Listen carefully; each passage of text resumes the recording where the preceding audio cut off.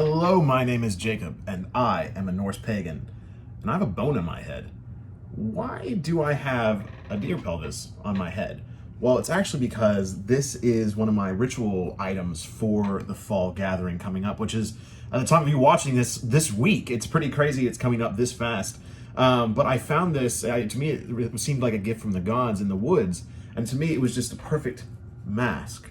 And so I took it, I cleaned it, soaked it. I'm gonna maybe decorate it some more and made it into a headdress for my ritual garb. What making this headdress is brought up is, why do I dress differently for gatherings? Why do I, paint my face? Why do I have special items, special clothing? And should we have special items and special clothing? What do we know historically? How much is too much? What isn't enough? So I have quite a bit of things to show you today on my personal journey, but also things within the modern community. So let's talk about face paint, ritual wear, and the Viking style.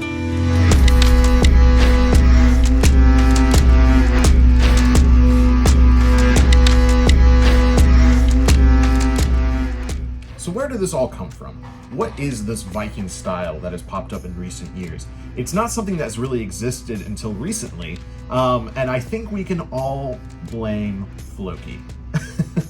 Or we could all blame at least the Vikings TV show for a lot of it. A lot of modern interpretations of how Vikings look has come from that. Now, it's a huge step from what people thought Vikings looked like in the 80s, which was horned helmets, all blonde, wore like fur vest and like no pants and like fur boots. It was a horrible look. So we've come a long way from what people think Vikings look like.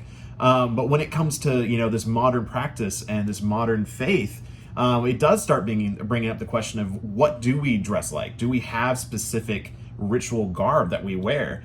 And this is something that I've been on a journey with. I've been through many stages, and there is a lot to blame on Floki. I'm going to put up an image now, which probably none of you have ever seen before. This was from very early on in my journey. This is 2016, so 4 years ago. I was doing an art project in school, and I needed to look like a Viking. And so my first idea was to put black on my eye, bring it down. And it's Floki's fault. That's what I attached to. And there was really no rhyme or reason. It's just what I thought would make me look like a Viking, and I think that's what it came off of in school.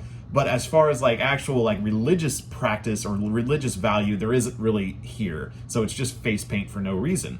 Moving ahead, when I actually had my first moment with Odin, I did something similar yet more dialed back. I didn't do as crazy as eye makeup. I was starting to put runes on my arms, but I don't think I actually really thought about those runes very much. It was something that I'm still learning, and something I'm feeling more comfortable with, but I definitely wasn't quite there yet. Moving further ahead, we have Ostara, the first gathering I ever had, the first ritual I ever performed publicly with other people there, with other believers, and there was a lot more planning to it. This I was very proud of. I think it portrayed the right look. But we'll get to this in just a moment. This look has evolved. The way I present myself within rituals and within gatherings has changed quite a bit. Obviously, we're moving to more shamanistic things. But does this have any basis in history? Is this something that the ancestors did? Well, we don't really know. There's really not a lot of evidence of priesthood within the pre-Christian Scandinavian and Germanic religion. There isn't really much evidence at all of what they actually looked like, and even then, that could be a tribal thing, cultural thing. They all could have had different looks. Some might have dressed up, some might not have. But I think what we can determine is that most priests and most people of spiritual background and spiritual occupation have garb, have a way they look almost across the planet. Whether it's Native American shamans, whether it's Christian monks, whether it's Buddhist monks, whether it's nomadic druids. They all tend to wear spiritual objects. So I think it's safe to assume that there was some form of spiritual look and outfit to the pre-Christian Scandinavian religion. And taking that to the modern age, it's hard to say. I think the best example you can find of what it possibly looked like, oh, goodbye, Mir, is the Asatru in Iceland with Hilmar Hilmarsson and how he dresses. It's very formal, and yet it calls to a look of the past. So I really look towards them as far as the garb and what it should look like, because they're in Iceland. They probably do have some form of way to identify that's what they wore back in the day, or at least that's what it probably looked like. Now I also pulled up some pictures here. I actually have them here. I have my Floki picture pulled up, but also we look at our modern musicians, because a lot of our musicians right now are our spiritual leaders. They are involved in the faith, and they're also, chanting, singing, creating trances for people, creating spiritual elements for people. And so if we look at someone like Einar Selvik, in concert, he doesn't dress just plain. He doesn't just dress like an average Joe. He actually does have some form of ritual garb. It's much more tamed down than maybe that of Heilung, but you do have a little bit of change. And so you do see a little bit more traditionalism, especially in more of his more private performances. He wears more of the Viking style that we've come to accept and look at, the tunics, the hooded robes, things like that when he's more ceremonial. But in live concerts, he tends to wear a leather tunic or something, very plain, but it doesn't necessarily look like someone would wear that in the day-to-day life. And then you have what he dresses normally in real life, and it's very minimalist, kind of like what I do. It's very plain. But at the same time, you don't see him running around in the Viking look all the time.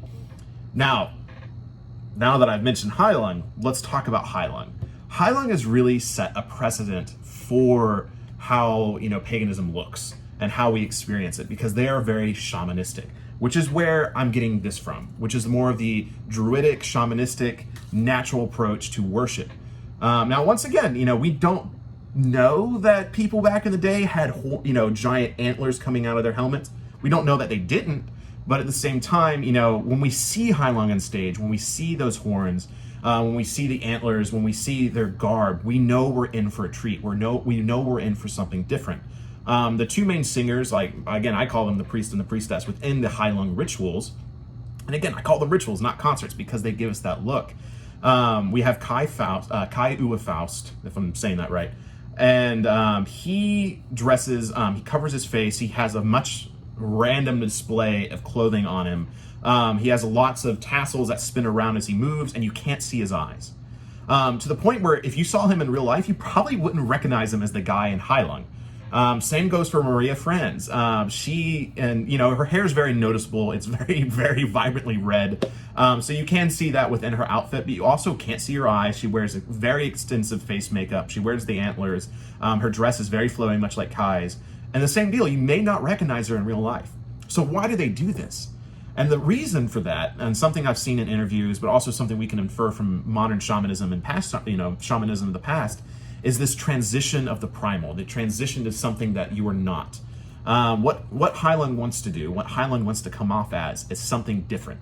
They don't come out, they don't say, hello, it's so good to see everyone. They don't speak really English the whole time. If you're in an English-speaking country, they want you to feel like they're not human. They want you to feel like they're spirits. They want you to feel like they're from another plane, and they're performing a ritual for you.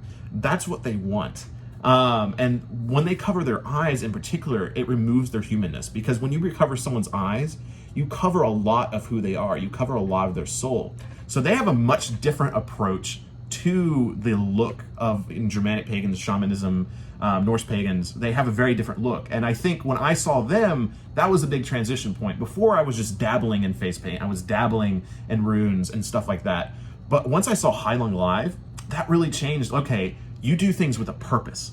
And if I have one answer to how should we dress, why do we have ritual garb, how should we do ritual garb, it's do it with a purpose. If you're going to do something, if you're going to transition yourself, if you're going to put face paint on yourself, do it with purpose. If you do, covering your eyes, that's a big thing that I learned from them. Especially with this, when I wear this a certain way, you will not be able to see my eyes if I'm looking directly at you. No, I can't see you either.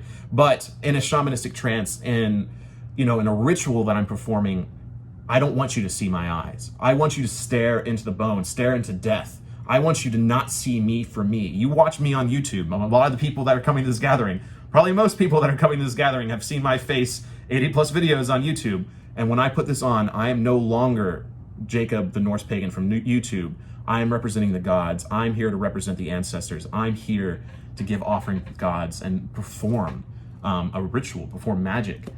So that's the power of the bone, this headdress in particular.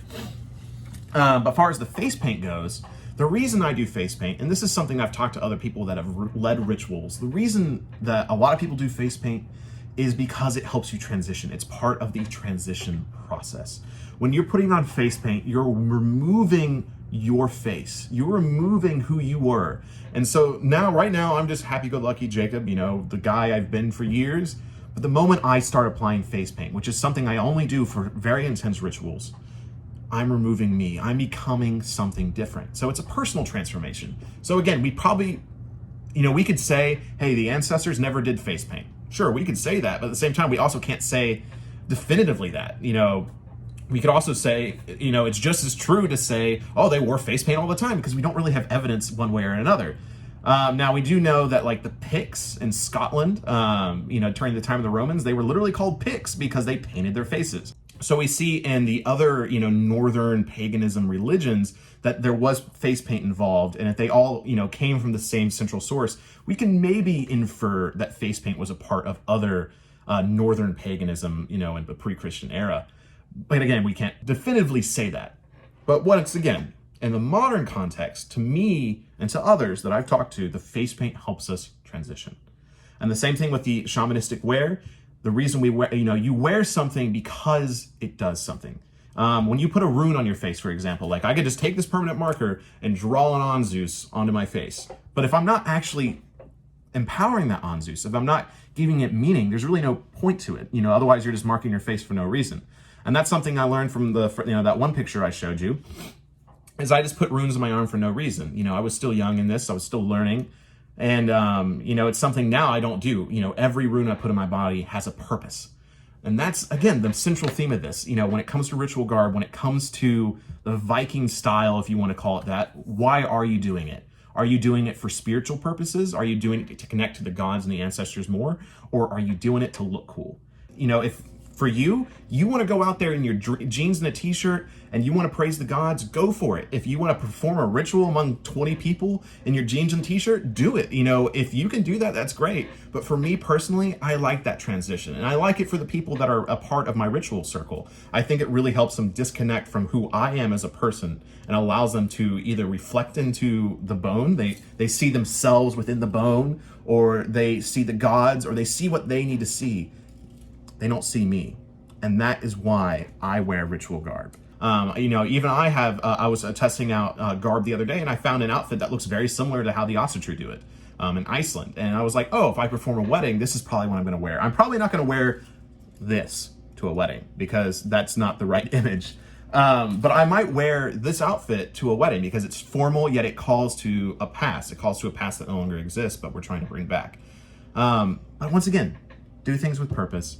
So let me know your thoughts down below. Again, this is not the answer. I'm not an expert on this. I'm just someone that's living this life. These are my experiences I've had. I've messed up. I've put on Viking paint, you know, the Viking style face paint on me before. It's okay. We all make mistakes. But we're learning. I'm learning. And what I'm learning is that I do like to have some form of ritual garb. I don't think it needs to be 100% historically accurate because there's no such thing as 100% historically accurate. So folk, go out confidently, do things with a purpose, and until the fall gathering, skull.